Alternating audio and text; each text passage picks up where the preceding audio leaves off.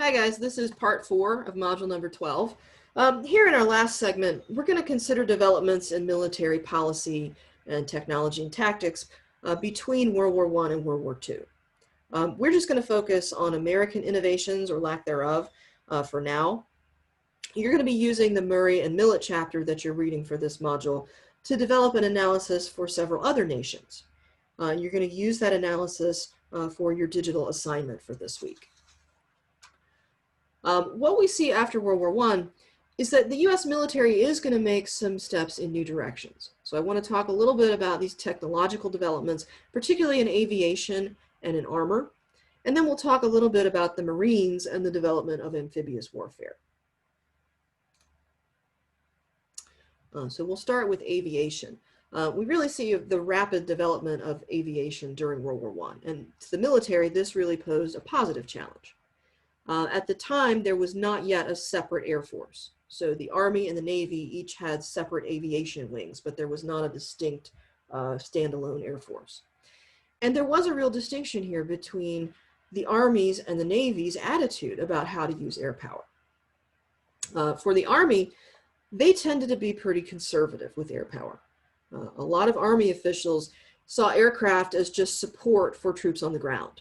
So you could use planes to attack enemy positions on the ground. You could use them for recon or for artillery spotting. They don't really consider that aircraft could fundamentally change warfare. But there were actually air power advocates in the Army who argued that air power could enable military dominance in the same way that Mahan had argued sea power was the key to greatness. The leading voice in this perspective was an Army general named Billy Mitchell. Mitchell had been instrumental in advancing America's air service during World War I, and he had come to believe that this observation and recon role was just too limited. He believed that the real purpose of air power should be offensive. He was really influenced by Italian and British officers who advocated something called strategic bombing. And I want to step back for a second here and just talk real quickly about the difference between the strategic level of warfare and the tactical level. It's essentially the difference between the macro level and the micro level. Tactical bombing, this tactical level, is essentially what's happening on the ground. So what's happening in this individual battle, what troops are doing in combat, the actual troop movements that you're making to try to flank the enemy and things like that. It's this very granular micro level. The strategic level is the big picture. It's the steps that you need to take with all of your operations to try to win the war. What's your overall objective here? It's to win the war. So how are we going to employ all of our forces to do that? So the difference here between, say, tactical bombing and strategic bombing, tactical bombing would be just using your aircraft to support movements on the ground. Or bombing particular points on the battlefield. Strategic bombing is much more big picture. It's using your air power to try to end the war. So bombing enemy infrastructure or bombing enemy industry behind the lines, things like that. It's a much more encompassing type of attack. And so that's what Billy Mitchell was advocating, this more big picture strategic bombing.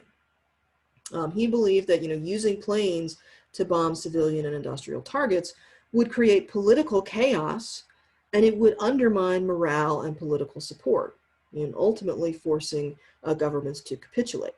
This was kind of similar to what we talked about in the Civil War with Lieber's argument that harsh wars are short. It's the same kind of idea. Mitchell was even arguing that air power alone could end wars without the need for ground troops. He becomes a big proponent of an independent Air Force. And he's very vocal in his views. He's insisting, again, that air power by itself can win wars, not just provide support to troops on the ground. Now, his ideas aren't really going to be accepted by the Army High Command. And so Mitchell challenges them. He proposes a test. In 1921, Mitchell's bomber squadron is going to target and sink a stationary battleship. It was an old captured German battleship. To Mitchell, this proves his point that air power is superior. This battleship was vulnerable to air attack. The top brass, though, says no, it actually proves the opposite.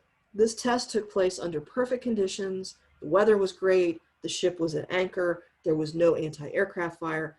They say this shows just how difficult it would be to sink a battleship, much less a fleet. So the Army High Command is not really buying what Mitchell's trying to sell. Army Air Corps leaders, though, do buy into Mitchell's ideas, even if the overall Army High Command doesn't. As the Army Air Corps starts to gain more autonomy in the 1930s, its commanders are going to push this idea of strategic bombing, eventually leading to the development of long-range bombers, aircraft like the B-17, Flying Fortress, as it was called, B-24, eventually the B-29, a massive aircraft that was capable of thousands of miles of range and could carry huge payloads. And in fact, you see the aircraft here that dropped the nuclear bomb on Hiroshima. It was a B-29. Now, by contrast, in the Navy, naval officials are actually much more open to air power. They recognize that aircraft can play a really important role in fleet operations. So the Navy's going to add more planes. They're going to add aviation instruction at the Naval Academy. And they're going to require lieutenant commanders to go through flight training. So you would have to have some aviation training in order to advance in your career to the senior-most levels.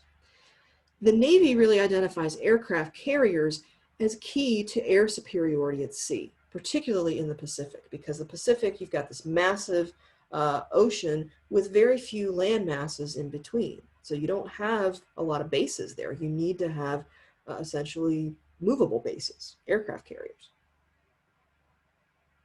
So here in this slide, you see an example of an early US aircraft carrier. But even with these different attitudes in the Army and the Navy, aviation does make important steps forward in the 20s and 30s. That's not the case for armor.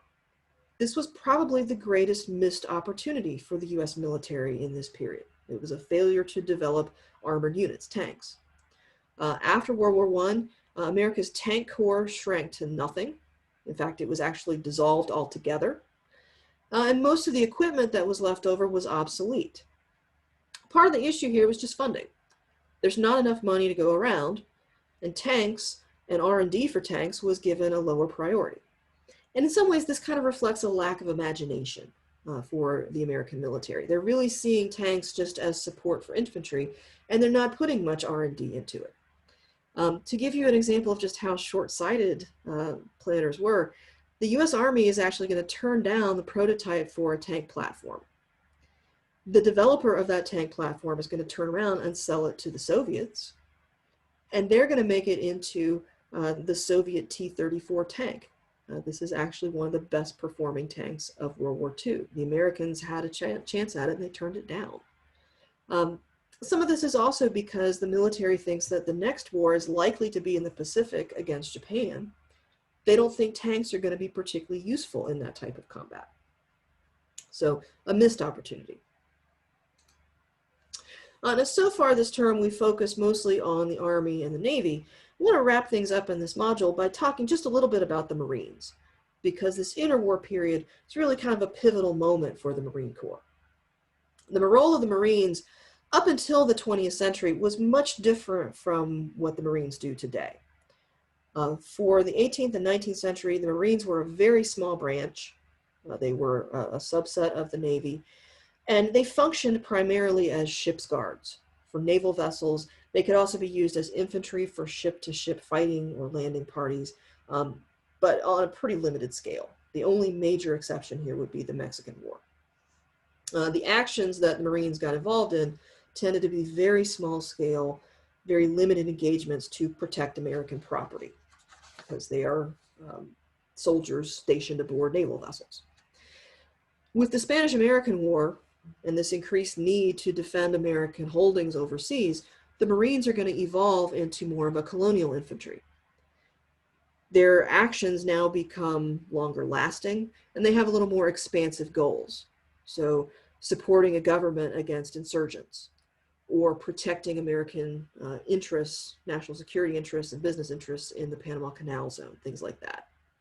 In fact, the Marines were sometimes referred to as State Department troops because they're being used to further American foreign policy interests and protect American lives and property overseas.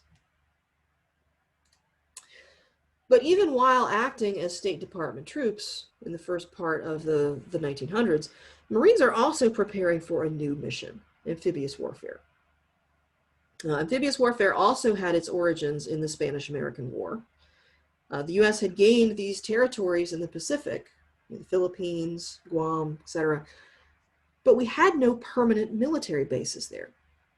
So when the Navy began planning for a potential war with Japan in the 19-teens, this lack of bases became a big concern. How will you defend the Philippine Islands? How are you going to project power across hundreds of miles of open water and defend your supply lines? You need a naval ground force that is capable of doing that. And so increasingly, they're starting to look to the Marines. After World War I, amphibious warfare takes on a new priority for two reasons. For one, you're still concerned with war with Japan. You still think that's the major threat. But under that five-power treaty, you're not allowed to build any new bases in the Pacific. In war, bases are critical to projecting power. You need to have a base to jump off from. If you can't build them in peacetime, you're going to need troops that are capable of landing on beaches in wartime to seize territory so that you can actually establish a base. So you need troops who can make that amphibious assault, capture territory so that you can project power.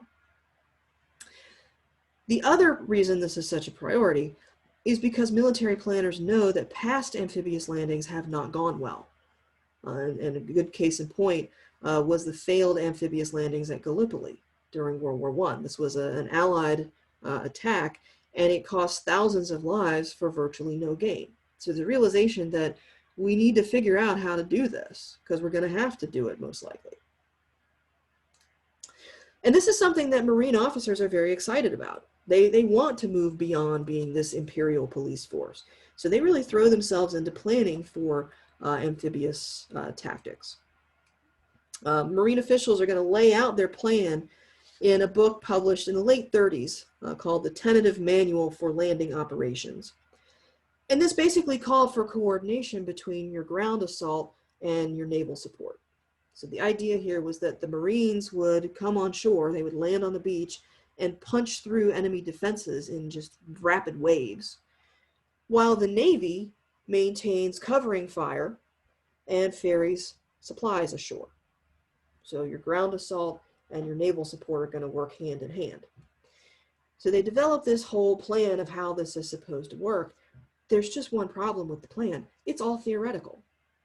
The landing craft that the Marines envisioned to do this don't even exist yet. They haven't been built. There's not even enough Marines in the fleet to practice these kinds of maneuvers on any useful scale. But at the outset of the war, the Marines do have a doctrine in place that is going to be useful to them in fighting the Pacific War.